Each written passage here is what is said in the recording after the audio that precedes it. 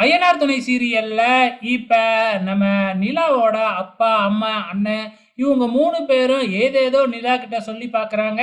ஆனா, நிலா 4 நாள் கழிச்சு சென்னைக்கு போறதுல முடிவா இருக்கிறாங்க. அதே டைம்ல சோழன் கிட்ட இருந்து நிலாவ பிரிக்கிறேன் அப்படின்னு சவால் விட்டிருந்தாப்ல இல்லையா? 1 வாரத்துல. அதற்கான ஏற்பாடு தான். இப்ப சோழன பார்த்தீங்கன்னா, கெட்டவனா நிலா முன்னாடி காமிக்கணும் அப்படிங்கிறதுக்காகவே பயங்கரமா பிளான் பண்ணி ஒரு திட்டத்த போட்டிருக்காங்க.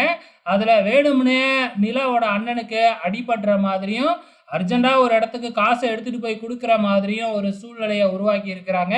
இப்ப நிலாவோட அண்ணன் போக முடியாததுனால, இப்ப நம்ம சோழன தான் போக சொல்றாங்க.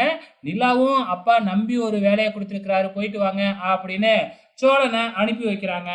சோழன் ஏன் இத கொஞ்சம் கூட யோசிக்காம அந்த பணத்த வாங்கிக்கிட்டு அந்த இடத்துக்கு போறாப்ல.